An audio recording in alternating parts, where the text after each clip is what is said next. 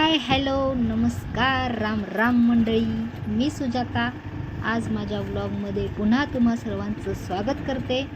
तर तुम्ही आता बघताय मी गाडीवर आहे, ड्रायव्हिंग माझे मिस्टर करायला लागलेत। आम्ही चाललोय फिरायला। कुठं चाललोय हे मी तुम्हाला सांगणार आहे, पण तुम्ही अगोदर व्हिडिओ पूर्ण बघा आणि मला सांगा, तुम्ही गेस करा आम्ही कुठे चाललो।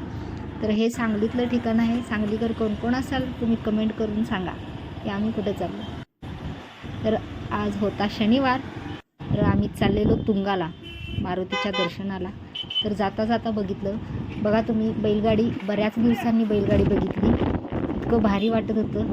आणि नदीच्या काठावरनं चाललेलो, खूप छान वाटत होतं।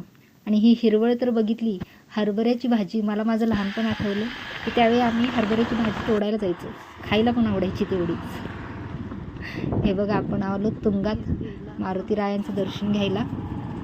तर एक गाडी आमच्या पुढं चाललेली, आम्ही आपलं त्याच्या पाठीमागं चालत चालत गेलेलो। आलो तुंगात, मंदिरात दर्शन घ्यायला चाललेलो, तोपर्यंत साईडला भाजी बघितली, इतकी ताजी आणि हिरवी। खेडेगावात हे असं बघायला खूप छान वाटतं। इतर वेळेला बघा तुम्ही शहरात वगैरे कसं व्यापारीच सगळं विकतात, पण हे जे खेडेगावात बसलेले असतात ते शेतकरी, आणि त्यांच्याकडे ताजी टवटवीत भाजी। आता इथं आम्ही आलो आणि नारळ घेतला मारुती रायाला अर्पण करायला।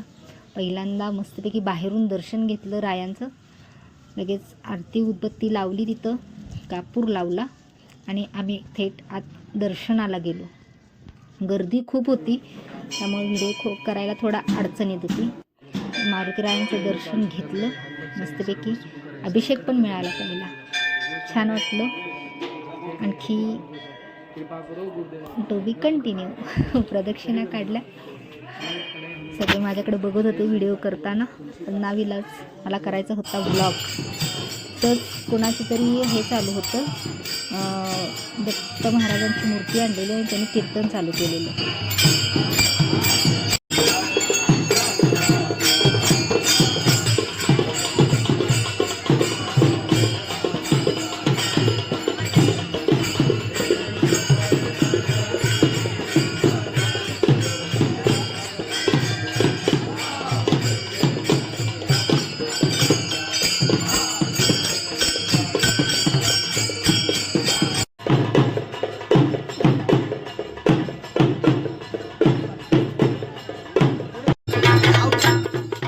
तरी आम्ही दर्शन घेऊन बाहेर आल्यानंतर इथं मुलं हे हलगी वगैरे वाजत होती।